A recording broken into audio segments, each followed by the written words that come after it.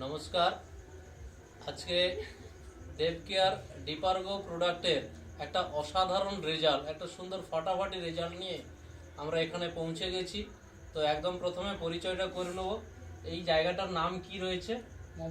মোহাম্মদপুর। এটা কোন থানা? ভগবানপুর থানার অন্তর্গত মোহাম্মদপুর গ্রামে আমরা এসেছি। দাদা, আপনার নাম কি আছে? জহর মন্ডল। জহর মন্ডল। আপনার?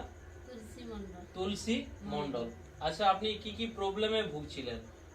আমার এখানটায় কিনকিন করতে।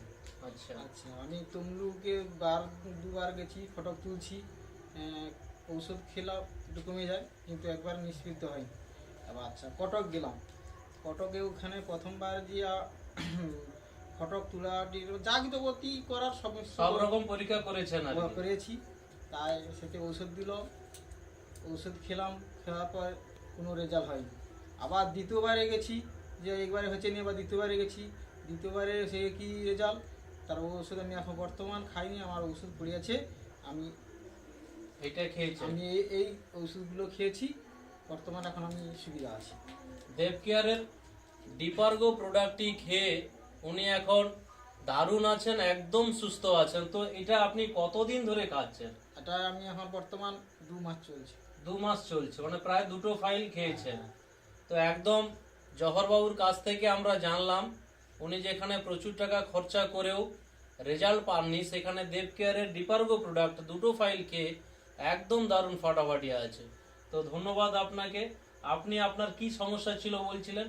ওই পা হাতে যন্ত্রণা, শির কোমরে যন্ত্রণা, মাথা যন্ত্রণা। আর ওই মাথা যন্ত্রণাটা কি আগে থেকে ছিল না?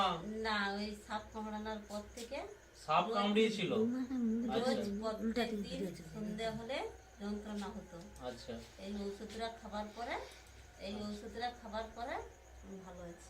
আচ্ছা, ওনাকে একটা সাপ কামড়িয়েছিল এবং সাপ কামড়ানোর পরে উনার মাথার যন্ত্রণা প্রত্যেক দিনই হতো কি ম্যাডাম, সেটাই তো? পা- তো দেবকেয়ারের ডিপারগো খাওয়ার পরে ওই মাথা যন্ত্রণাটা তো একদম ভালো হয়ে গেছে, সাথে সাথে তলি পায়ে ব্যথা এবং হাঁটুর যে প্রবলেম ছিল সেটাও একদম নিরাময় হয়ে গেছে।